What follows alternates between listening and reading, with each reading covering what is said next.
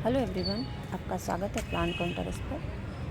तो monsoon season में आप सिर्फ गर्मियों की कटिंग नहीं लगा सकते हैं, आप जो विंटर में होने वाले फ्लावर होते हैं उनकी भी कटिंग लगा सकते हैं। तो आज मैं वही करने वाली थी, तो मैंने सोचा जो मेरे पास प्लांट है, ये सब मेरे जो मैरीगोल्ड के हैं या क्राइसेंथेमम के हैं, ये सब बहुत थोड़े हार्डी प्लांट होते हैं, तो ये गर्मी को भी टॉलरेट कर लेते हैं।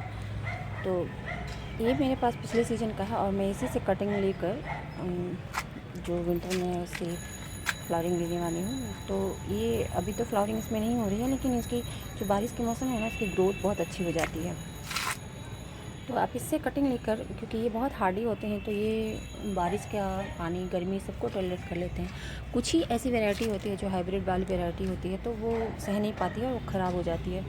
तो ये सब मेरे ऐसे ही खुले में ही रखे हुए हैं, और ये जो बहुत सारे प्लांट्स हैं वो सीड से ही जर्मिनेट हुए हैं, ये मैरीगोल्ड के जो हैं। और क्राइसेंथेमम में तो ऐसे ही रनर्स जो उसके होते हैं साइड से निकलते रहते हैं, तो वो होते ही रहते हैं। तो आप इसकी कटिंग लेकर आसानी से ग्रो कर सकते हैं। जैसे मैं आज कुछ प्लांट्स लगाने वाले, जैसे डेंथस है, वो भी मैंने बचा कर रख लिए हैं।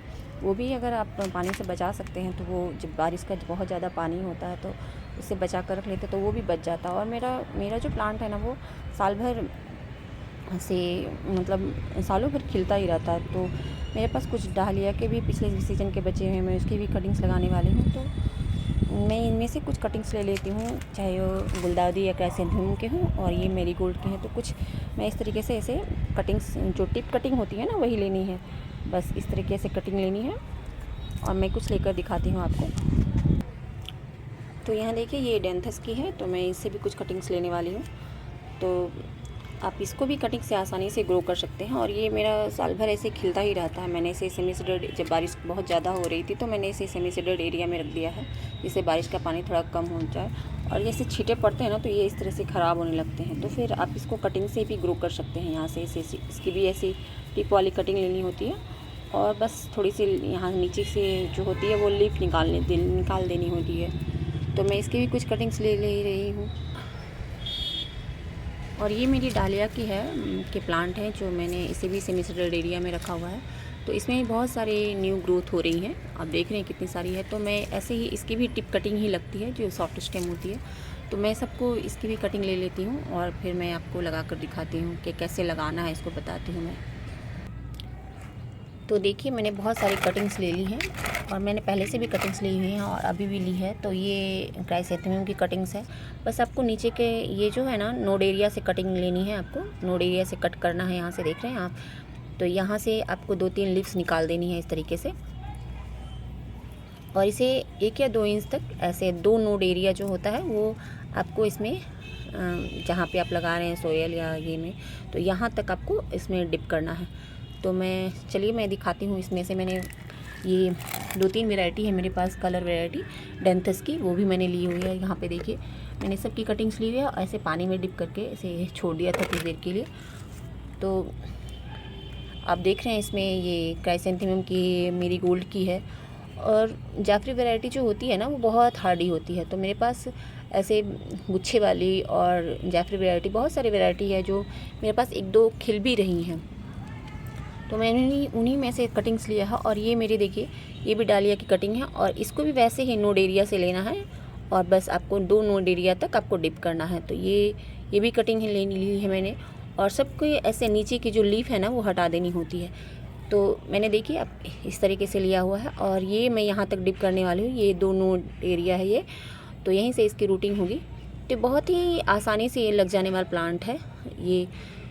तो इसमें बहुत सारी, जैसे अब समर वाली जो होती है, चाहे जीनिया हो चाहे कोसमोस हो, उसको भी इस तरह से कटिंग से लगा सकते हैं। तो देखिए फ्रेंड्स, मैं जब भी कोई कटिंग्स लगाती हूँ ना, ये सॉफ्ट स्टेम वाली होती है। तो जब भी कोई भी सॉफ्ट स्टेम वाली कटिंग लगानी होती है, तो उसको आप सैंड में ही लगाएं, जिससे पानी ठहरे नहीं, उसकी स्टेम भी ख़राब नहीं होगी। तो मैंने ऐसे सैंड ले लिया है और थोड़ा गीला भी कर दिया है ऐसे। तो अगर आपके पास फंगीसाइड है, तो फंगीसाइड वाला पानी से थोड़ा गीला कर लीजिए। और जब आप इसे लगाएं, तो इसे सेमी सीडेड एरिया में ही रखना है 8-10 दिन के लिए। तो लगभग 1 महीने तक में इसमें अच्छे से रूटिंग होने लगती है और ग्रो भी होने लगता है। तो अभी आप अगर लगा दोगे ये प्लांट, जो विंटर वाले प्लांट हैं, तो ये होगा क्या कि ये टाइम पे फ्लावरिंग भी करने लगेंगे और ये अच्छे से ग्रो होंगे। तो आप इसकी पिंचिंग भी कर सकते हैं, जिससे यहाँ जो ये जो इसमें ग्रोथ होगी तो यहाँ से आप पिंचिंग करेंगे तो फिर इसमें से बहुत सारी ब्रांचेस निकलेंगे, तो जिससे फ्लावरिंग बहुत ज़्यादा ही अच्छी मात्रा में होगी और ये बुशी प्लांट बनता जाएगा। तो आपके पास टाइम रहेगा इसे पिंच करने का और इसे बुशी बनाने का और ज़्यादा फ्लावर लेने का। तो चलिए मैं इसे लगा कर दिखाती हूँ। इसमें बस एक पेन से इसे होल्ड करना है और मैं बस डालती जाऊँगी। तो मैं लगा कर दिखाती हूँ। तो सबसे पहले मैं ये डेंथस वाली कटिंग जो है वो लगाने वाली हूँ। तो आप देख रहे हैं ये इस टाइप से है ये, और इसको ये जो है ये बहुत छोटी छोटी भी कटिंग है, तो ये भी इसमें भी रूटिंग अच्छे से हो जाती है। तो मैं इसे भी स्टैंड में ही लगाने वाली हूँ। तो मैंने एक छोटा सा पोट लिया है और इसे स्टैंड से भर लिया है। तो बस इसे हॉल करना है और इसमें ऐसे रहता है, तो इस टाइप का उसका रहता है और यहाँ से ही रूटिंग होने लगती है। तो आप नीचे का जितना भी एक्सेस जो नीचे लीफ होती है वो हटाते जाएंगे। तो मैं इस तरीके से इसे बस ऐसे पेन से ऐसे होल्ड करने वाली हूँ और इसमें ऐसे इसे डिप कर दूंगी और हल्का सा दबा दूंगी। और इसे डायरेक्ट सनलाइट में भी नहीं रखना है और बहुत ज़्यादा जब बारिश हो रही हो, लगातार आपके यहाँ बारिश हो रही हो, तब भी उसके नीचे भी नहीं रखना है, नहीं तो इसकी ये जो प्लांट है ना वो गलने लगेगा। तो आपको इनडायरेक्ट लाइट में ही रखना है और सेमी शेडेड एरिया में रखना है। तो इस तरीके से मैं सब में होल बना लेती हूँ और इसमें भी इसी तरीके से मैं इसे होल बनाती जाऊँगी और इसको बस ऐसे इंसर्ट करना है। आप देख रहे हैं ये 2 नोड एरिया है, वहाँ तक आपको डालना है, डिप करना है। तो ये आप 1-2 लीफ और निकाल सकते हैं इस तरीके से, जो एक्स्ट्रा जो ज़्यादा लीफ है तो अभी इसकी ज़रूरत नहीं होगी। बस इसे हमें बस रूटिंग पे लाना है, तो ये इस तरीके से, इसे ज़्यादा लीफ की भी ज़रूरत नहीं होती। तो इसी तरीके से मैं सारे प्लांट्स को लगा लेती हूँ और कुछ मैं ऐसे क्राइसैंथेमम की भी लगाने वाली हूँ। आप इसे इतनी सॉफ्ट ये है ना कि आप ऐसे डायरेक्ट भी आप ऐसे लगाते जाएंगे तो ये ऐसे लगता जाएगा और बस आपको दबा देना है ये। तो चलिए मैं सारे लगा कर दिखाती हूँ।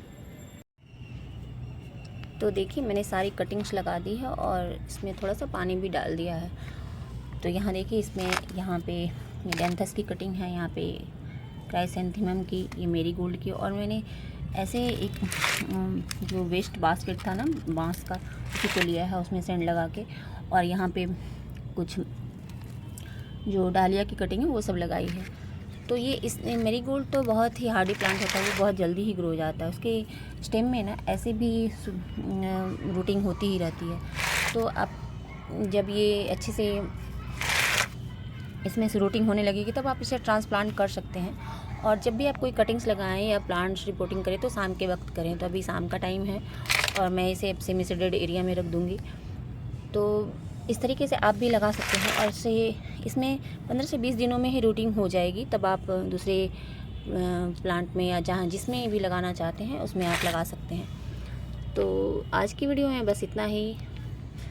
तो मेरा ये वीडियो आपके लिए हेल्पफुल रहा होगा, तो आज मेरे वीडियो को लाइक कीजिए, मेरे चैनल को सब्सक्राइब कीजिए और कमेंट कर बताइए कैसा लगा आपको। तो थैंक यू फॉर वॉचिंग। मिलता है नेक्स्ट वीडियो में।